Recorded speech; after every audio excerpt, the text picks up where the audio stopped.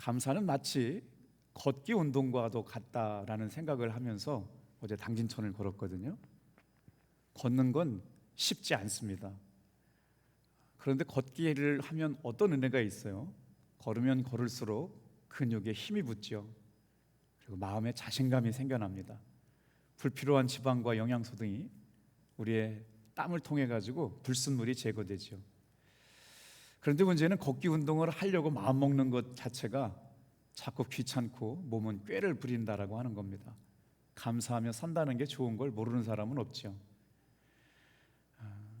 땀이 나고 피곤하고 자꾸 걷는 것이 귀찮아지게 되므로 내 마음속에 요령을 피우게 된다는 거죠. 감사하는 삶이란 마치 웃음과도 같아요. 웃고 살 일이 없지만 하나님께서 은혜 주신 일들을 하나씩 발견해 가면서 웃을 수 있는 사람, 웃은 일을 만들어갈 수 있는 사람이 행복한 사람이라고 하는 것이죠. 사람들은 어리석어서 환경이 좋아지면 감사하는 마음이 저절로 일어날 거라고 기대하지만 사실 그렇지 않습니다. 감사는 훈련되어야만 고백할 수 있는 것이죠. 무당을 섬기는 무속신앙에도요, 간절한 기원이 있지만 그것이 응답받았다고 감사하는 고백은 없습니다. 그들의 믿음에도 축복을 바라는 기복적인 신앙은 있지만 삶을 책임지고 행동하는 믿음의 고백은 없는 것이죠. 우리 기독교는 감사의 종교입니다. 감사에는 하나님께서 오늘 우리의 삶을 변화시켜 주시는 놀라운 은혜가 경험되는 은혜가 있다는 것이죠. 삶의 형편과 조건이 좋아졌다고 감사하는 믿음이 생긴다는 게 아닙니다. 고통이 없는 사람, 문제가 없는 사람, 상처가 없는 사람은 역사상 존재하지 않았죠. 그래서 감사는 어떤 사람이 할 수 있느냐? 환경이 좋은 사람이 감사하는 게 아니고 믿음이 좋은 사람이 하나님 앞에 감사드릴 수 있는 것이 될 줄로 믿습니다. 그래서 에릭 프롬의 말처럼 소유의 문제가 아니라 감사는 존재의 문제인 것이죠. 오늘 우리의 삶의 환경이 어떠하든지 간에 하나님 앞에 우리의 마음의 중심을 받기를 원하시고 오늘 이 시간도 7월 한 달 새롭게 시작되는 복된 날 마음의 중심을 들여 하나님께 예배할 수 있는 귀한 성도님들 다 되시기를 축복합니다. 그렇다면 감사가 주는 은혜, 감사가 주는 힘은 무엇일까요? 오늘은 시편 50편 말씀을 가지고 묵상하게 될 텐데 세 가지만 묵상해 보려고 그래요. 다 같이 한번 따라해 볼까요? 감사로 제사를 드리는 자가 하나님을 영화롭게 합니다. 오늘 본문의 말씀을 묵상하다 보면 하나님은 무엇을 원하시는가, 어떻게 우리가 하나님 앞에 예배하기를 원하시는가를 말씀하고 있는데요, 오늘 한마디로 14절과 24절의 말씀을 주목해 볼 필요가 있습니다. 먼저 14절과 23절 말씀을 같이 한번 읽어볼게요. 시작. 감사로 하나님께 제사를 드리며 지존하신 이에게 내 소원을 갚으며. 감사로 제사를 드리는 자. 이 말씀을 묵상하는데 제 입에서 떠나지 않는 단어가 계속 맴돌아요. 여호와께 감사하라, 그는 선하시며 그의 인자하심은 영원하미로다. 이게 한 번 묵상한다고요 마음에 새겨지지 않은데 이게 웬일일까요? 여호와께 감사하라, 그의 인자하심이 영원하미로다. 여호와께 감사하라, 그는 선하시며 그의 인자하심이 영원하미로다. 오늘 이 아침에 새벽을 깨어 기도하시는 성도님들의 삶에 하나님의 선하심과 인자하심이 영원하심을 고백되게 되기를 축복합니다. 23절도 같이 읽어볼게요. 시작. 감사로 제사를 드리는 자가 나를 영화롭게 하나니 그의 행위를 옳게 하는 자에게 내가 하나님의 구원을 보이리라. 하나님 앞에 감사의 삶을 사는 사람이 하나님을 영화롭게 한다고 시편 50편 기자는 말하고 있는데, 하나님께서 우리에게 원하시는 것은요, 우리가 감사하는 삶을 살기를 원하신다는 거예요.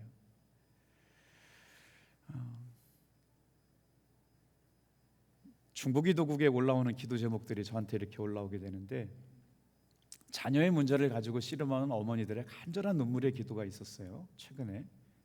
근데 정말 너무너무도 중요한 기도 제목이었어요.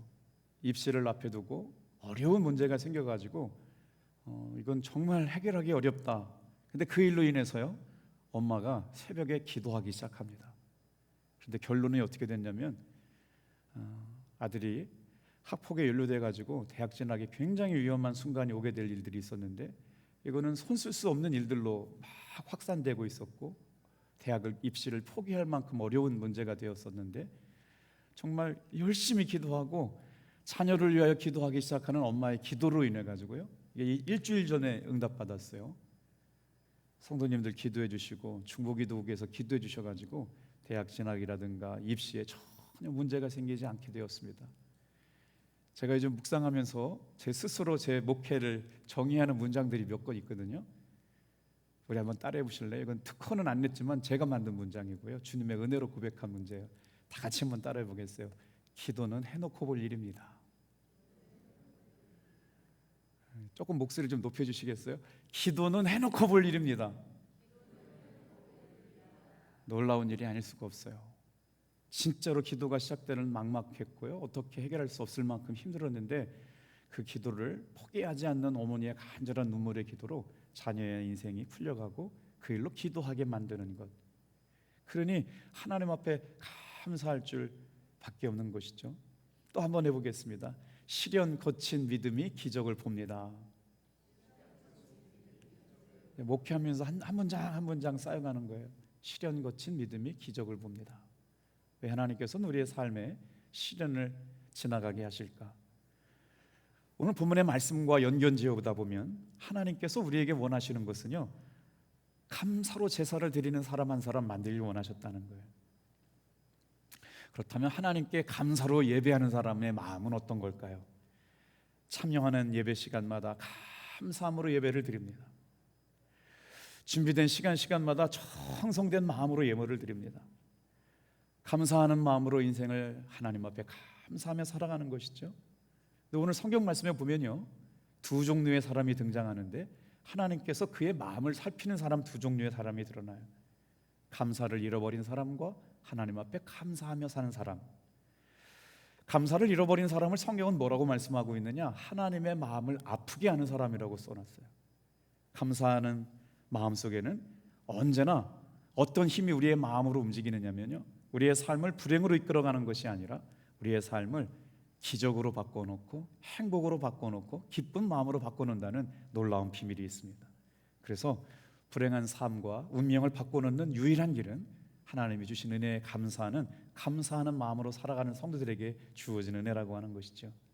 오늘 이 새벽에 7월 한 달 저와 여러분의 새로운 시작이 감사로부터 시작되는 기적의 시간이 되기를 주님의 이름으로 축복합니다. 자, 예수님께서도요, 모든 일을 하실 때마다 크고 작은 일에 감사하며 기도하셨어요. 뭐라고 기도하셨어요? 주님께서 어린아이가 가져왔던 보리떡 5개와 물고기 2마리를 가지고 어떻게 기도하셨냐면요, 하늘을 우러러 보시고 감사하셨다, 축사하셨다는 말은 하나님께 감사했다는 말이거든요. 이 기도의 고백은 뭐냐면, 내 삶에 일어나는 기적의 시작은 하나님으로부터 오게 되는 것이다. 내 삶에 일어나는 모든 일은 그 시작이 하나님이기 때문에 감사의 근원을 하나님 앞에 돌리게 된다라고 하는 것이죠. 오늘 저와 여러분들이 이 새벽을 깨어 기도하는 이 시간을 통해서도 감사로 하나님 앞에 영광 돌릴 수 있는 7월 한 달 되시기를 주님의 이름으로 축복합니다. 사실 시편 50편 말씀은요, 굉장히 무서운 말씀이에요. 이스라엘 백성들이 하나님 앞에 제사를 드리는데 그 제사를 내가 원하는 건 아니다는 거예요. 무슨 말씀이에요? 소도 내 거고 양도 내 거고 비둘기도 내 건데 너희들이 와가지고 피고 뿌린다고 누가 기뻐하겠느냐? 하나님이 이스라엘 백성들이 형식적으로 드리는 제사가 마음에 들지 않는다는 거예요. 이 시편이 그래서 뭐라고 그러냐면요, 하나님께서 임하시는 심판의 말씀이라고 그러거든요. 그래서 하나님이 화가 잔뜩 나가시고 이스라엘 백성들을 모아라, 내가 너희들에게 할 일이 있다. 이 심판에 관한 말씀이에요. 그랬더니 하나님께서 뭐라고 말씀하세요? 너희들이 바친 제물에 대하여 내가 할 일이 있다는 거예요. 8절 같이 한번 읽어보겠습니다. 8절 시작. 나는 내 제물 때문에 너를 책망하지 아니하리니 내 번제가 항상 내 앞에 있음이로다. 이스라엘 백성들이 드린 제물에 대하여 주님 하신 말씀이 없었다는 거예요. 아침에도 제사 드리고 저녁에도 제사 드리고 제물이 하나님의 전에 항상 있었기 때문에 제물 드린 것에 대해서 내가 너희들한테 할 말이 없다. 그런데 문제가 뭐냐? 감사가 없는 예배, 감사가 없는 삶, 그 마음의 중심이 담겨져 있지 않는 예배를 하나님께서 책망하고 계시는 것이죠. 우리는 매 순간 기도할 수 있습니다. 헌금 드릴 수가 있습니다. 찬송할 수 있습니다. 근데 하나님께서 지금 시편 50편 말씀을 통해서 우리에게 주시는 말씀은 뭐냐면 그 예배와 그 신앙 안에 감사가 마음으로 담겨진 것을 내가 주님께서 원하신다, 이런 것이죠. 감사가 없는 믿음은 알맹이 없는 껍데기 신앙에 불과하기 때문에 그래요. 진실이 없는 가식적인 믿음이기 때문에, 형식적인 신앙이기 때문에 그렇습니다. 그래서 아삽은 이러한 하나님의 마음 아픈 것을 오늘 성경에 이스라엘 백성들이 어떻게 하나님 앞에 예배하고 신앙생활을 해야 될 것을 가르치는 것으로 고백하고 기록해놨죠. 이스라엘 백성들이 어떻게 예배했길래 하나님께서는 이런 말씀을 성경에 기록해놨을까요? 이런 거예요. 하나님 앞에 우리가 성대하게 예배드렸지 않습니까? 하나님 앞에 우리가 정성을 다해서 예물 많이 드리지 않고 헌금 많이 드리지 않았습니까? 그러니 이제 하나님은 나에게 빚진 겁니다. 나에게 복을 주실 수밖에 없습니다. 복 주십시오. 하나님께서 우리를 지켜주시고 복을 주셔야만 되는 의무가 하나님께 있는 것 아닙니까? 라고 얘기하는 것에 대해서 하나님이 오늘 22절과 23절에 하나님이 기뻐하시는 제사와 하나님께서 기뻐하시지 않는 제사를 22절과 23절에 말씀을 주셨어요. 오늘 7월 한 달 다시 한번 우리가 하나님 앞에 예배할 때마다 하나님이 원하시는 것, 하나님이 바라시는 것이 뭔지 먼저 22절 읽고 23절 읽어볼게요. 22절입니다. 시작. 하나님을 잃어버린 너희여, 이제 이를 생각하라. 그렇지 아니하면 내가 너희를 찢으리니 건질 자 없으리라. 아유, 무서워라. 하나님 앞에 예물 드리고 하나님 앞에 시간 드리고 정성 드렸다고 하지만 너희들이 드린 제사가 항상 내 앞에 있음인데 뭐라고 말씀하세요? 예배 자리에 있고 헌금 드리는 자리에 있는데 뭐라고 말씀하시느냐? 하나님께 마음이 없는 사람을 뭐라고 그래요? 하나님을 잊어버린 너예요. 무서운 말씀이에요. 언제 우리가 예배 안 드렸어요? 언제 우리가 예물 안 드렸어요? 그런데 하나님께서 원래 그거 다 내 거야 라고 말씀하세요. 땅도 짐승도 생명도 건강도 물질도 자녀도 원래 그거 다 내 거야. 근데 네 마음속에는 감사가 없구나, 이렇게 책망하시는 거예요. 하나님을 잃어버린 너예요. 내가 마음만 먹으면 다 찢어버릴 거야. 건질 자 없을걸? 무시무시한 말씀이 나와요. 그런데 어떻게 하나님을 영어롭게 하는 사람이 있느냐? 오늘 이 새벽에 깨어 기도하는 성도님들은 23절의 사람들 다 되시길 바라요. 23절 같이 한번 읽어볼게요. 시작. 감사로 제사를 드리는 자가 나를 영화롭게 하나니 그 행위를 옳게 하는 자에게 내가 하나님의 구원을 보이리라. 아멘. 이처럼 하나님 앞에 감사로 제사를 드리는 사람이 하나님을 영화롭게 한다는 말씀을 첫 시간 들었고요. 두 번째 한번 따라해 주시겠어요? 감사는 자기 자신을 행복하게 합니다. 어떤 사람을 행복하게 할까요? 감사의 삶을 사는 사람을 행복하게 하신다는 거예요. 감사가 남을 행복하게 하고 하나님을 행복하게 하는 것 정말 맞는데요, 그 감사에 정말 중요한 건 하나님을 영화롭게 한다는 말씀을 들었고, 그 감사가 결국에는 감사는 자기 자신을 행복하게 한다는 힘이 감사의 마음에 있다는 것이죠.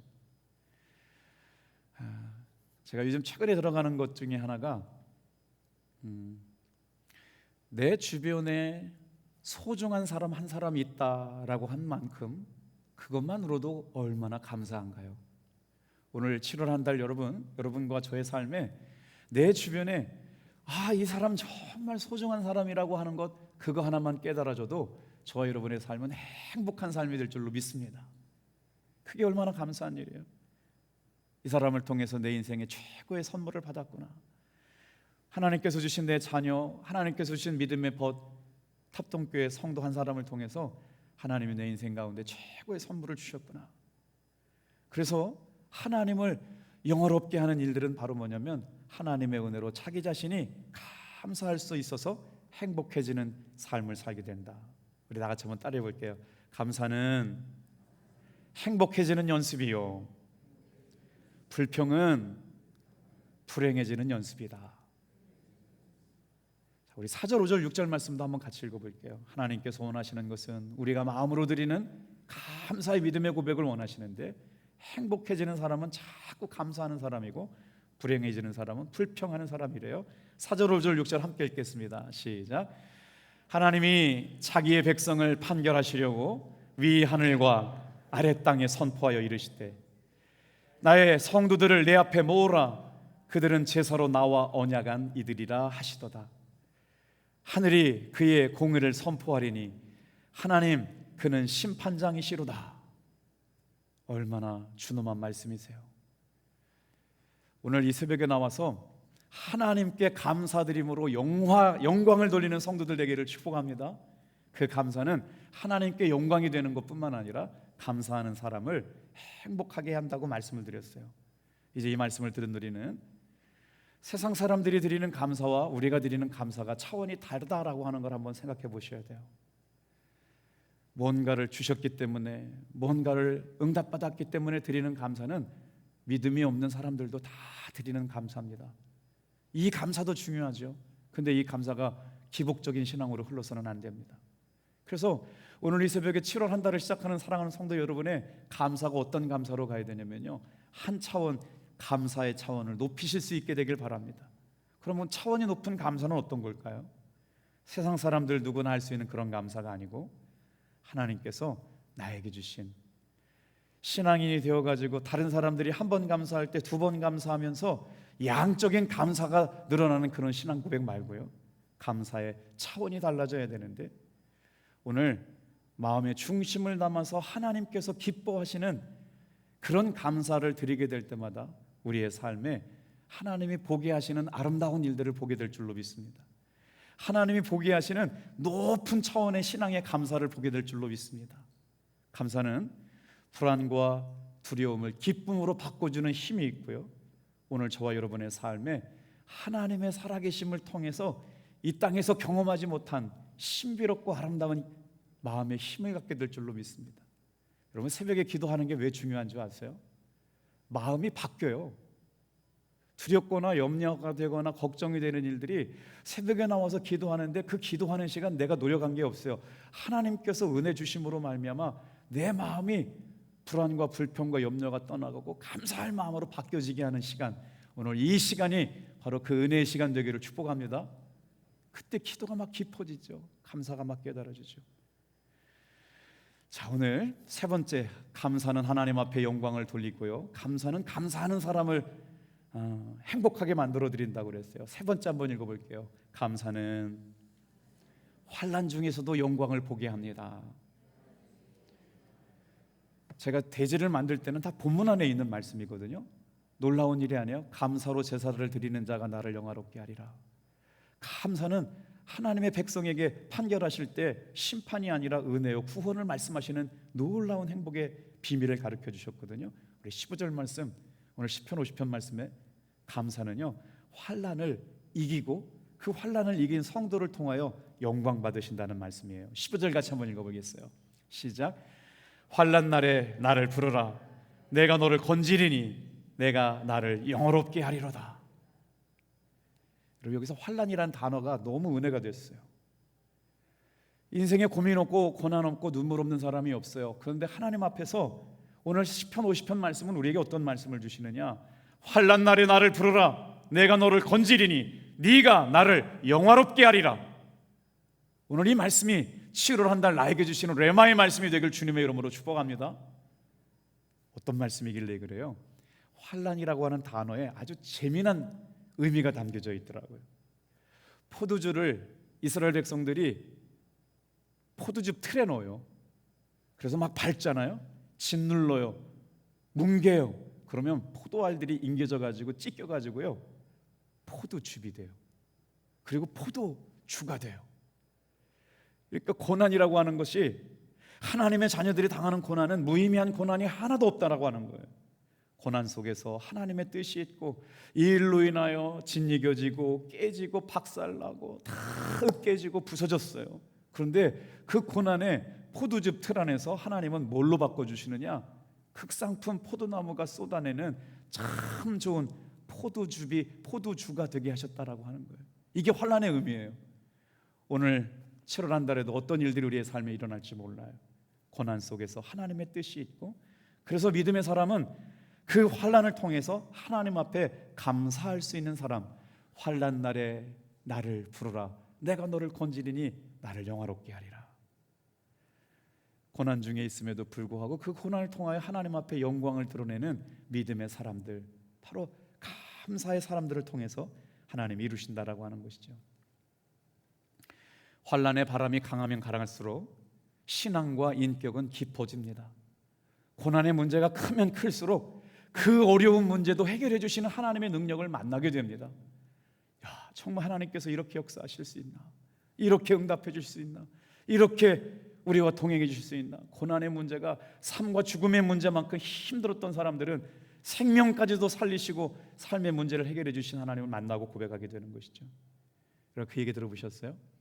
좋은 나무는요, 가뭄때에 뿌리가 깊어진대요. 믿음이 좋은 성도는요, 고난의 때를 통해서 믿음이 깊어지고 살아계신 하나님을 만나게 될 줄로 믿습니다. 지금까지도 인도해 주셨던 에베네레스 하나님께서 좋은 나무가 가뭄때에 뿌리가 깊어지듯 겨울 찬바람에 뿌리가 단단해지게 하시는 것처럼 겨울에도 크는 나무처럼 믿음의 굳건한 성도가 있다는 것이죠.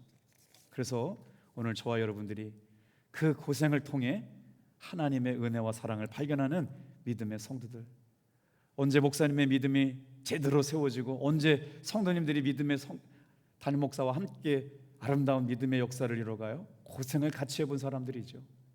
정말 어려운 때를 함께 지나온 사람들은 목사님을 존경하고 사랑하죠. 그리고 마음의 중심을 들여서 하나님 앞에 예배하는 정말 생명 공동체가 되는 걸 봅니다. 그래서 욥기 23장 10절 말씀을 같이 한번 읽어볼게요. 같이 읽어볼게요. 시작. 나의 가는 길을 그가 아시나니 그가 나를 단련하신 후에는 내가 정금같이 나으리라. 오늘 이 새벽 같이 기도할 때 저와 여러분의 삶에 이런 믿음의 고백이 있어요. 자, 탈무드가 유대인들을 지혜롭게 만든 책이잖아요. 거기에 이렇게 재미난 표현이 나와요. 감사를 모르는 자를 벌하는 법을 하나님께서 만들지 않으신 이유. 감사할 줄 모르는 사람을 하나님께서 벌하시는 법을 만들지 않은 이유가 있다는 거예요. 감사할 줄 모르는 사람은 이미 하나님으로부터 불행을 벌받았기 때문이다. 감사하지 못하고 사는 삶 자체가 벌써 불행을 벌받았기 때문에 감사하지 못하고 사는 사람에 대하여 하나님이 벌 주실 일이 없었다는 거예요. 자, 오늘 저와 여러분의 삶에 하나님께서 주시는 감사의 힘, 내 삶의 능력, 내 삶의 은혜, 내 삶의 모든 변화, 이것이 바로 하나님께로부터 시작된 것을 고백할 수 있었으면 좋겠어요. 우리 하박국 선지자는 그래서 어떻게 고백했느냐? 하박국 3장 19절에 이렇게 고백을 했어요. 같이 한번 읽어볼게요. 시작. 주 여호와는 나의 힘이시라. 나의 발을 사슴과 같게 하사 나를 나의 높은 곳으로 다니게 하시리로다. 이 노래는 지휘하는 사람을 위하여 내 수금에 맞춘 것이라. 주 여호와는 나의 힘이라. 주 여호와는 나의 힘이라. 나의 힘이 되신 여호와여, 내가 주를 의지하나이다. 주 여호와는 나의 힘이라. 오늘 이 새벽에 감사하다고 말할 때마다 하나님께서 놀랍게 일하시고 역사해 주실 줄로 믿습니다. 지그지글러라고 하는 분 계시거든요. 한번 사진 좀 띄워주시겠어요? 저분이 아주 멋있는 말을 했는데요, 감사하다고 말할 때 나는 내가 가진 것과 내가 있는 장소를 그대로 받아들이겠다는 말이다. 지금 내가 필요한 것을 배우는 중이다라고 고백하는 것이다. 나는 감사할 줄 모르면서 행복한 사람이라고 말하는 사람을 한 번도 보지 못했다. 다시 한번 읽어볼까요? 감사라고 하는 것은 내가 가지고 있는 것, 내가 지금 있는 장소를 그대로 받아들이겠다는 말이다. 지금 내가 필요한 것을 배우는 중이다 라고 고백하는 사람이 감사합니다 라고 다짐하는 사람이라는 거예요. 감사할 줄 모르면서 인생을 행복하게 사는 사람을 나는 한 번도 본 적이 없다.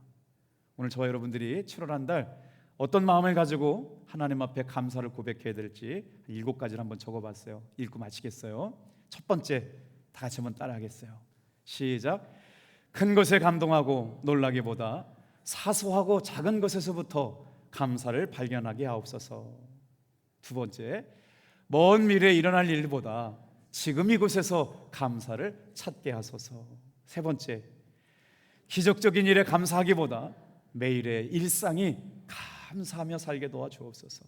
네 번째, 감사를 계속하다 보면 불평과 불면이 치유되는 것을 경험하게 하소서. 다섯 번째, 감사는 감사를 불러오게. 그래서 이 세상에서 가장 부유한 사람이 돼요. 감사는 감사를 불러와요. 감사는 감사를 낳아요. 여섯 번째, 감사하는 순간 세상이 아름다워져요. 그래서 모든 사람이 사랑스러운 존재로 바뀌게 되고 모든 관계에 평화가 깃들게 된다는 것입니다. 일곱 번째, 시작. 감사하는 순간 축복이 임합니다. 동시에 하나님의 자녀가 되는 것을 만방에 선포하는 감사의 선교사가 됩니다. 돌아오는 주일이 맥주 감사 주일이에요. 어떻게 드렸으면 좋을까요? 저희 교회가 작년에요, 주일날 예배에 참석한 성도 이렇게 예배자 명단을 재정부에서 통계를 냈는데 693명이 주일 예배를 참석을 했어요. 어린이부터 전체 교인, 재적은 1200명이지만 저희 교회 예배에 출석하고 있는 성도가 한 693명인데 이게 웬일이에요? 올해는 조금 줄었어요. 그래서 기도 가운데 전 성도가 매추절만큼, 추수마정만큼, 성탄절만큼은 다 같이 함께 모여서 예배할 수 있도록 속장님, 부속장님, 성도님들을 함께 모여 전심으로 신방해 주시고 격려해 주시길 바랍니다. 오늘 7월 한 달 저와 여러분의 감사가 하나님의 살아계심을 경험하는 은혜의 시간 되기를 축복합니다. 기도하겠습니다.